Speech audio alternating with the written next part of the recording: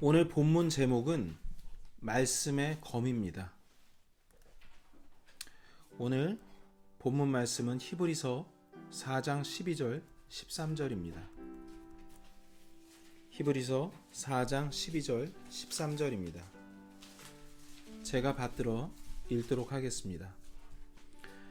하나님의 말씀은 살아있고 권능이 있으며 양날 달린 어떤 검보다도 예리하여 혼과 영과 및 관절과 골수를 찔러 둘로 나누기까지 하고 또 마음의 생각과 의도를 분별하는 분이시니 그분의 눈앞에서 드러나지 아니하는 창조물이 하나도 없고 모든 것이 우리와 상관하시는 그분의 눈에 벌거벗은 채 드러나 있느니라.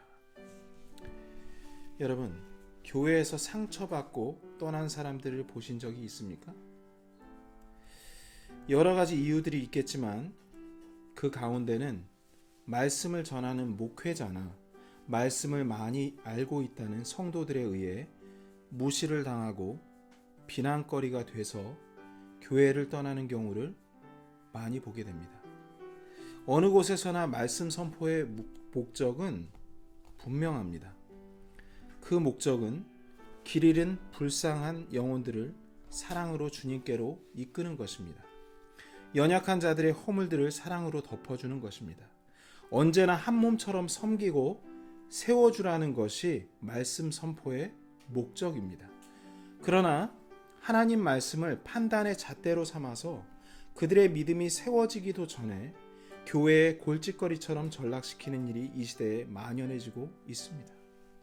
스스로 강하다고 생각하는 자들이 약한 자들을 지배한다거나 또 대다수가 소수의 사람들을 압박하는 세상의 원리가 교회에도 들어왔습니다. 안타깝게도 이것은 현실이 됐고 이렇게 마음에 난도질을 당한 사람들이 주님을 떠나 지금도 세상에서 방황하고 있습니다. 아이러니하게도 그들을 교회에서 몰아낸 판단 기준은 거룩하신 하나님의 말씀이었습니다. 무엇이 잘못됐겠습니까? 아무리 좋은 칼이라 할지라도 누가 사용하느냐에 따라 전혀 다른 결과가 나옵니다. 강도가 칼을 갖게 되면 살인무기가 되겠죠. 하지만 훌륭한 요리사가 칼을 사용할 땐 멋진 예술작품 같은 요리가 나오는 것처럼 말입니다. 이런 교회 문제의 해결책은 의외로 너무나 간단합니다. 마태복음 7장 5절입니다.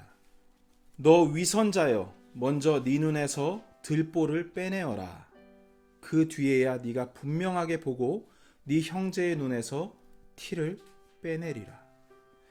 성경은 남을 판단하려거든 먼저 너 자신을 살펴보라고 말씀하셨습니다. 사람들이 가늠한 여인을 현장에서 끌고 나와 돌로 치려고 할 때 예수님께서 어떻게 말씀하셨죠?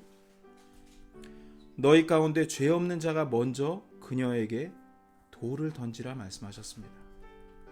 여러분, 이렇게만 된다면 교회는 서로를 향한 손가락질을 거두고 그리스도의 몸인 교회를 스스로 자해하지 않을 것입니다. 고린도전서 11장 31절에 만일 우리가 우리 자신을 판단하려 하면 판단을 받지 아니하리란 말씀이 있습니다. 지금부터 남을 판단할 것이 있다면 먼저 우리 자신을 하나님의 말씀에 비추어서 판단하시기 바랍니다. 오늘은 하나님의 말씀의 놀라운 능력에 대해 나눠보고자 합니다. 본문 말씀 시작에 하나님의 말씀은 살아있고 권능이 있다 하셨습니다. 이것을 믿으십니까? 여러분, 정말 하나님의 말씀이 살아있다는 걸 실감하십니까? 여러분, 정말 하나님의 말씀이 권능이 있다는 걸 믿으십니까? 하나님의 말씀이 살아있고 권능이 있다는 것을 우리가 일상에서 경험하기를 주님께서 얼마나 원하고 계실까요? 그렇지 않습니까? 우리가 하나님의 자녀라면 매일 이러한 삶을 경험해야 할 텐데 말이죠. 여러분, 첫 번째 꼽을 수 있는 하나님 말씀의 능력은 바로 구원입니다. 본문에서 하나님의 말씀은 양날 달린 어떤 검보다도 예리하다 말씀하십니다. 에베소서 6장에서는요, 하나님의 말씀을 성령의 검이라 표현하고 있습니다. 이 양날 달린 검이 얼마나 날카로운지 우리의 혼과 영을 나눌 뿐만 아니라 관절과 골수를 찔러 둘로 나눌 수 있다고 말씀하십니다. 세상에 그 어떤 칼이 감히 사람의 혼과 영과 육을 찔러 나눌 수 있겠습니까? 여러분, 혼이 뭐죠? 사람의 지성, 감성, 그리고 의지를 통틀어 혼이라 말합니다. 하나님의 말씀은 죄로 병들어 있는 사람에게 찔림을 줘서 그를 회개시킵니다. 그의 지성을 통해 복음을 이해하게 하시고 그의 감성을 통해 진심으로 회개시키십니다. 그리고 그의 의지를 통해 선포된 말씀을 믿게 하십니다. 이렇게 하나님의 말씀은 그 사람의 혼을 구원하십니다. 이와 동시에 아담의 죄로 죽어 있었던 그의 영이 되살아나게 되고 그의 영을 성령님께서 다스리십니다. 우리의 혼과 영뿐만 아니라 우리의 육체의 구원을 받게 하신다고 성경은 말하고 있습니다. 주 예수 그리스도께서 다시 영광 중에 오시는 날 우리도 예수님과 같은 부활의 몸을 입을 것이란 약속을 받았습니다. 이렇게 살아있고 권능 있는 하나님의 말씀을 여러분께서는 이미 경험하신 것입니다. 잊지 마세요. 아직 구원받지 못한 수많은 죄인들을 구원하시려고 우리를 먼저 구원하셨다는 것을 잊지 마시기 바랍니다. 물론 이게 다가 아니에요. 이제 구원은 시작일 뿐입니다. 두 번째 하나님의 말씀의 능력은 우리 인생에서 펼쳐져야 합니다. 구원을 받았어도 아직 어떤 것이 하나님의 뜻인지 내 생각인지 분간하지 못할 때 하나님의 말씀은 우리의 걸음을 지키시고 인도하십니다. 인생을 살다 보면 어려운 결정을 내려야 할 때가 찾아옵니다. 아주 급박한 순간이 찾아옵니다. 이럴 때 우린 과연 예수님이라면 어떤 결정을 하셨을까 고민할 때가 있죠. 그러나 우리의 문제는 고민만 한다는 겁니다. 하나님의 말씀에 정답이 있는데도 말이죠. 꼭 아침에 말씀을 펴서 읽으시기 바랍니다. 그 말씀이 우리를 함정에서 피하게 할 것이고 우리가 이미 그 함정에 빠져 있다면 건져낼 것입니다. 아침에 읽는 하나님의 말씀은요, 오늘 우리에게 벌어질 일들에 대비하라는 하나님의 편지라는 것을 믿으시기 바랍니다. 이 편지를 읽고 기억하며 하루하루를 사는 것, 이것이 그리스도인의 삶이고 특권입니다. 이런 말씀의 삶이 시작되고 지속되면 우리는 어떤 문제에 봉착했을 때 뛰어난 직관력을 얻게 됩니다. 지혜롭게 된다는 말씀이죠. 구원을 통해 우리의 되살아난 영이 점점 더 영적 감각을 갖게 돼서 하나님의 뜻을 알게 됩니다. 이것이 하나님 말씀의 능력이에요. 영인 하나님의 생각과 혼인 사람의 생각을 분간하게 됩니다. 육신으로 살 때와는 전혀 다른 관점으로 문제들을 바라보게 됩니다. 당연히 문제 해결 방식도 달라지게 됩니다. 주님의 눈으로 보게 되고 주님의 방식으로 해결할 수 있도록 하나님의 말씀이 알려주십니다. 여러분, 내 안에 계신 영, 곧 성령님을 의지해 말씀을 꾸준히 보시길 바랍니다. 다시 한번 강조드리지만 이것이 주님께서 우리와 소통하는 방법이고 이렇게 영적 감각을 기르는 것이 주님께서 우리에게 가장 원하는 것입니다. 요한일서 4장 1절과 6절 말씀 보도록 하겠습니다. 사랑하는 자들아, 영을 다 믿지 말고 오직 그 영들이 하나님께 속하였는지 그것들을 시험하라. 이는 많은 거짓 대언자들이 나와서 세상에 들어왔기 때문이라. 6절입니다. 우리는 하나님께 속하였은즉 하나님을 아는 자는 우리의 말을 듣고 하나님께 속하지 아니한 자는 우리의 말을 듣지 아니하나니 이로써 우리가 진리의 영과 오류의 영을 아느니라. 이 말씀은 혼란한 이 세대의 모습을 정확하게 보여주고 있습니다. 한국에서만도요, 매년 5,000명의 예비 목회자들이 쏟아져 나오고 있습니다. 이것은 분명 귀한 일입니다.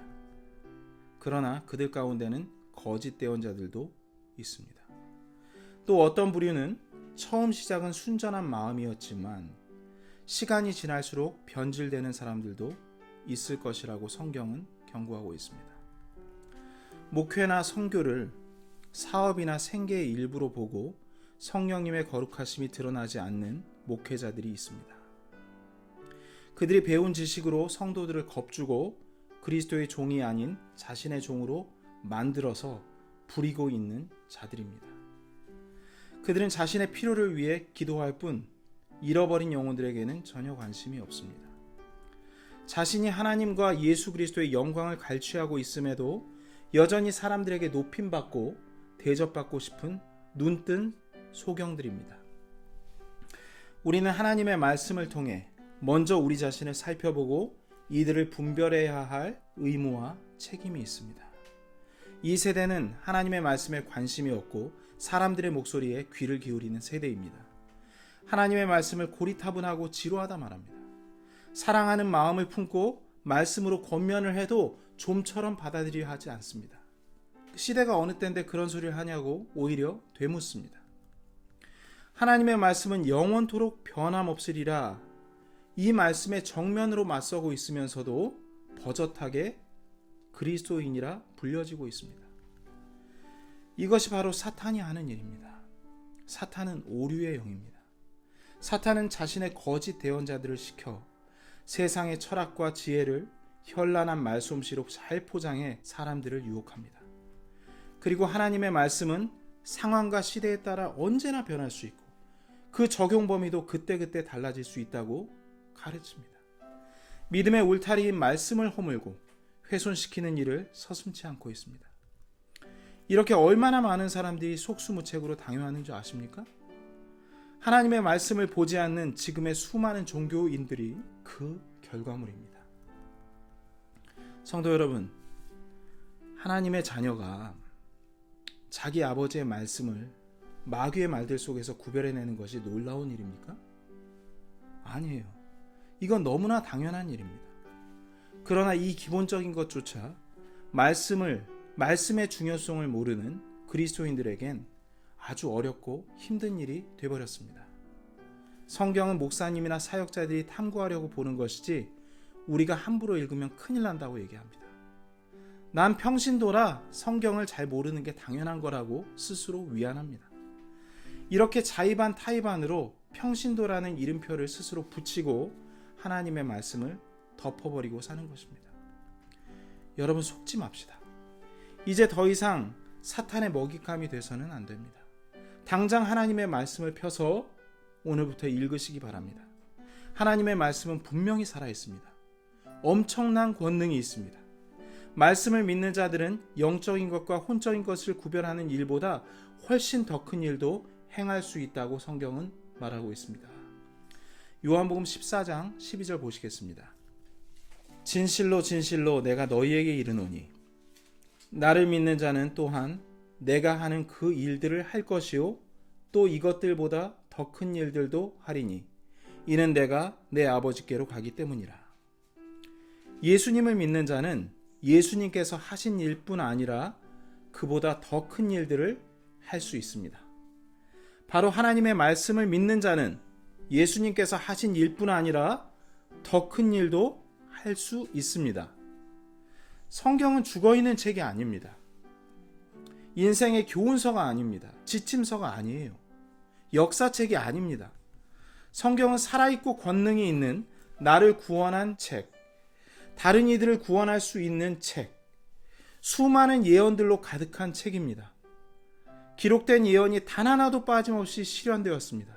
우리를 하나님 계시는 영원한 하늘로 인도하는 소망의 책입니다. 오늘 본문 말씀 히브리서 4장 12절입니다. 하나님의 말씀은 살아있고 권능이 있으며 양날 달린 어떤 검보다도 예리하여 혼과 영과 및 관절과 골수를 찔러 둘로 나누기까지 하고 또 마음의 생각과 의도를 분별하는 분이시니. 이 말씀은요, 제가 좋아하는 말씀입니다. 하지만 하나님의 말씀이 관절과 골수를 나누는 것에 대해선 풀리지 않는 의무점이 있었습니다. 왜 하필이면 관절과 골수일까? 한 주간 고민하면서 주님께 여쭤봤습니다. 주님께서 하나님의 말씀이 육을 다스리고 계신다고 알려주셨습니다. 그것도 아주 구체적으로요. 먼저 관절은 사람이 움직일 수 있게 가장 작은 새끼손가락부터 커다란 골반에 이르기까지 뼈와 뼈 사이 연골 조직으로 만들어져 있습니다. 사람의 앉고 서는 것, 걷고 뛰는 것, 모든 움직임이 관절이 없으면 불가능하죠. 하지만 뼈와 관절만으론 우리의 육체는 움직일 수 없어요. 왜죠? 육체에 생명이 없기 때문입니다. 레위기 17장 11절에 제가 읽겠습니다. 이는 육체의 생명이 피에 있기 때문이라 기록되어 있습니다. 그렇습니다. 피가 있어야 하고 피가 활발하게 순환돼야 육체는 생명을 가지고 움직이게 됩니다. 여러분, 피는요, 골수와 절대적인 관련이 있습니다. 골수는 뼛속에 빼곡히 오밀조밀하게 박혀있는 조직입니다. 자세히 현미경으로 들여다보면 스폰지 모양처럼 구멍이 뚫려있는 구조입니다. 우리가 아무 생각 없이 뼈국물로 만들어낸 감자탕이나 해장국 안에 들어있는 뼈의 단면을 보면 골수를 확인해 볼 수 있습니다. 보통 뼈국물을 우러낼 때 초탕은 국물이 불그스름하기 때문에 버리죠. 왜 뼈를 삶았는데 피가 나오는지, 또 그래서 국물이 붉게 물드는 걸까요? 그것은 뼛속에 있는 골수가 피를 머금고 있기 때문입니다. 어머니 뱃속에서 우리가 나왔을 때부터 사람의 피는 오직 골수에서만 만들어진다는 사실을 아십니까? 우리 몸에 병원균이 들어왔을 때 물리치는 백혈구 아시죠? 또 호흡을 통해 들어온 산소를 운반하는 적혈구도 들어보셨을 겁니다. 상처가 나면 피를 멈추기 위해 피를 응고시키는 혈소판이 역할을 하죠. 이런 모든 피가 뼛속 골수에서 만들어집니다. 골수에 연결된 혈관을 타고 온몸에 새로운 피를 원활하게 공급하는 것입니다. 간, 심장, 위, 췌장, 십이지장 등 몸의 모든 기관들에 생명의 피를 공급하는 근원지가 바로 골수였던 것입니다. 이렇게 만들어진 피는 1초에 수백만 개씩 만들어져요. 하루로 치면 골수에서 생산되는 혈액세포의 양은 수천억 개에 이릅니다. 생명의 원천이 골수인 것입니다. 여러분, 이뿐만이 아니에요. 골수 안에는 뼈를 만들어내는 세포와 오래된 뼈를 파괴하는 세포가 들어있습니다. 그래서 1년마다 몸 전체의 10%를 새롭게 바꿉니다. 몸 전체의 뼈를 10%씩 바꿔요. 1년마다. 모르셨죠? 이렇게 10년만 지나게 되면 몸 안에 있는 모든 뼈가 새로운 뼈로 바뀌게 되는 것입니다. 하나님의 말씀은 이 골수를 다스리세요. 그래서 육체의 생명과 건강을 유지시켜 주시는 겁니다. 에스겔서 37장 4절 5절에 유명한 말씀이 있습니다. 제가 읽겠습니다. 오 너희 마른 뼈들아, 주의 말씀을 들으라. 주 하나님이 이 뼈들에게 이같이 말하노라. 보라, 내가 숨을 너희 속으로 들어가게 하리니 너희가 살리라. 마른 뼈에게 명령하세요. 하나님 말씀하시니 어떻게 됐겠습니까? 8절과 9절입니다. 내가 또 보니 보라, 힘줄과 살이 그 뼈들 위에 생기고 살같이 그것들을 덮었으나 그것들 속에 숨은 없더라. 그때 그분께서 내게 이르시되 사람의 아들아, 바람에게 대언하라. 바람에게 대언하여 이르기를 주 하나님이 이같이 말하노라. 오 숨아, 네 바람으로부터 와서 이 죽임당한 자들 위에 숨을 불어 그들이 살게 하라 하라. 기록되어 있습니다. 하나님 말씀이 마른 뼈를 소생시키자 힘줄과 살같이 생겼습니다. 다시 하나님 말씀이 선포되자 바람을 통해 육체에 숨이 불어넣어졌습니다. 이게 혼입니다. 그 바로 죽은 육체가 살아있는 사람이 되는 것입니다.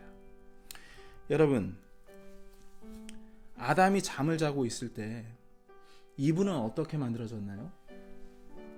창세기 2장에 하나님께서 아담을 깊은 잠에 빠지게 하시고 그의 갈비뼈 하나를 취하셔서 여자를 만드셨어요. 저는 그게 이해가 안 돼서 그냥 무작정 믿었습니다.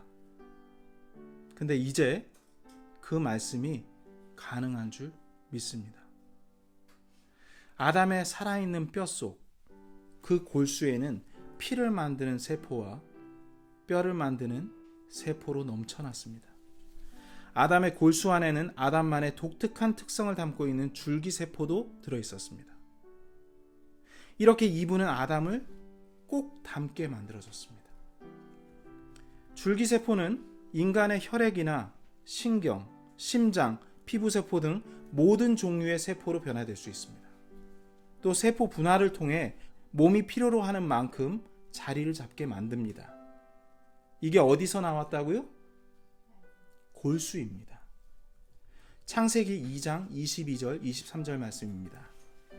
주 하나님께서 남자에게서 취한 그 갈비뼈로 여자를 만드시고 그녀를 남자에게로 데려오시니 아담이 이르되 이는 이제 내 뼈 중에 뼈요 내 살 중에 살이라 그녀를 남자에게서 취하였으니 여자라 부르리라 하니라. 현대의학과 과학이 발달하면 할수록 성경 말씀이 얼마나 정확하고 틀림없는 사실인지를 증명할 뿐입니다. 성도 여러분, 사람의 건강이 하나님의 말씀에 달려 있다는 것과 장수의 축복이 하나님 말씀에 달려 있다는 것을 이제 믿으실 수 있겠습니까? 사람은 피순환이 멈추면 죽게 됩니다. 골수가 피를 만들어내지 못하면 그걸로 끝입니다. 그래서 사람의 죽고 사는 것이 하나님 말씀에 달려 있다고 말씀하신 것입니다. 여러분의 영과 혼과 육체의 건강을 위해서 성경 말씀을 보셔야겠죠? 다시 본문으로 돌아가겠습니다. 하나님의 말씀은 마음의 생각과 의도를 분별하는 분이시니 우리는 하나님의 말씀의 능력에 영과 혼을 나눌 뿐 아니라 몸의 관절의 움직임과 골수한 세포의 움직이는 방향과 속도 양까지 조절하는 능력이 있음을 오늘 깨닫게 되었습니다. 또 내 마음의 생각과 의도를 분별하는 것도 자연스럽게 이젠 믿어지실 겁니다. 그런데 여러분 여길 보십시오. 본문에 마음의 생각과 의도를 분별하는 분이시니 라고 말하고 있습니다. 누구를 말하고 있죠? 맞습니다. 그동안 언급했던 하나님의 말씀이 바로 예수님이셨던 겁니다. 4장 13절 말씀 보겠습니다. 그분의 눈앞에, 예수님의 눈앞에 드러나지 아니하는 창조물이 하나도 없고 모든 것이 우리와 상관하시는 그분의 눈에 벌거벗은 채 드러나 있느니라. 아멘입니다. 예수님께서 우리의 머리끝에서부터 발끝까지 우리가 숨쉬는 것부터 세포의 움직임 하나하나에 이르기까지 우리의 모든 것을 상관하신다고 말씀하신 거예요. 이제 앞날을 걱정하지 마세요. 이제 내가 뭐가 될지 걱정하지 마세요. 여러분 세포의 움직임 하나하나까지 다 상관하신답니다. 대체 예수님께서 어떤 분이시기에 우리의 영혼 몸의 모든 것을 조화롭게 다스리실 수 있을까요? 요한복음 1장 1절에서 3절까지의 말씀입니다. 제가 읽겠습니다. 처음에 말씀이 계셨고 말씀이 하나님과 함께 계셨으며 말씀이 하나님이셨더라. 1절은 말씀이신 예수님이 하나님이라고 증언하고 있습니다. 2절 바로 그분께서 처음에 하나님과 함께 계셨고 모든 것이 그분에 의해 만들어졌으니 만들어진 것 중에 그분 없이 만들어진 것은 하나도 없었더라. 예수님께서 하나님으로서 하나님 아버지와 함께 모든 만물들을 창조하셨다고 말씀하십니다. 이 구절은 매우 중요합니다. 예수님을 일개 성자쯤으로 취급하고 하나님이라 믿지 않는 이단들에게 경종을 울리는 확실한 증거의 말씀이기 때문입니다. 여러분 예수님께서 나와 여러분을 창조하셨기 때문에 13절 말씀처럼 예수님께서 모든 창조물을 속속들이 아시고 그분의 눈에 벌거벗은 것처럼 우리의 모든 것을 훤히 뚫어보실 수 있었던 겁니다. 오늘 하나님의 말씀이 영과 혼과 관절과 골수를 찔러 나누고 또 마음의 생각과 의도를 분별한다고 가르치는 이 목적이 무엇이겠습니까? 우리는 문맥을 짚어보면 그 이유를 알 수 있습니다. 베드로는 4장에서 이스라엘 백성들에게 예수님을 소개합니다. 너희가 한 사람도 빠짐없이 안식, 곧 하늘나라에 들어가기 위해선 반드시 선포된 말씀을 믿어야 한다고 강조하고 있습니다. 4장 2절입니다. 우리뿐만 아니라 그들에게도 복음이 선포되었으나 선포된 그 말씀이 그것을 들은 자들 속에서 믿음과 섞이지 아니하였으므로 그들에게 유익을 끼치지 못하였느니라. 우리의 복음 자체가 되시고 하나님의 말씀이신 예수님을 믿는 것만이 안식에 들어가는 길이라고 말하고 있습니다. 여러분, 성경 신구약 66권 총 1189장 전체 31,173절이 하나님 아버지께서 보내신 구원자 주 예수 그리스도를 증거하고 있습니다. 첫사람 아담이 범죄하자 하나님께서는 여자의 씨가 뱀의 머리를 상하게 할 것이라고 창세기에서 예수님의 초림을 알리셨습니다. 이 예언 이후 요한계시록에 이르기까지 과거, 현재, 미래의 모든 순간들에 구약은 끊임없이 구원자가 오실 거라고 숱한 대언자들을 보내셔서 예수님을 증거하고 또 증거하였습니다. 기록된 대로 지금으로부터 2000년 전에 예수님께서는 이 죄 많은 땅에 오셔서 죄인들을 위해 십자가에 못 박혀 죽으셨고 무덤에 묻히셨고 부활하셨습니다. 그리고 지금을 사는 우리는 신약과 요한계시록의 말씀대로 예수님께서 속히 다시 오리란 약속을 믿고 이 시대를 살고 있습니다. 이렇게 성경의 처음과 끝까지 주 예수 그리스도가 증거되고 있습니다. 베드로는 같은 동포들에게 애타게 부르짖었습니다. 너희는 하나님의 말씀인 주 예수 그리스도를 믿어야 한다. 이 예수님께서는 너희의 영과 혼과 몸의 모든 생각과 모든 기능과 모든 움직임을 아시고 다스리는 하나님이시다. 이분이 우리를 설계하셨고 만드신 하나님이시다. 우리를 만드신 분이시니 죄로 영원히 죽을 수밖에 없는 우리의 영과 혼과 몸을 고치시고 살리실 수 있다고 말하고 있습니다.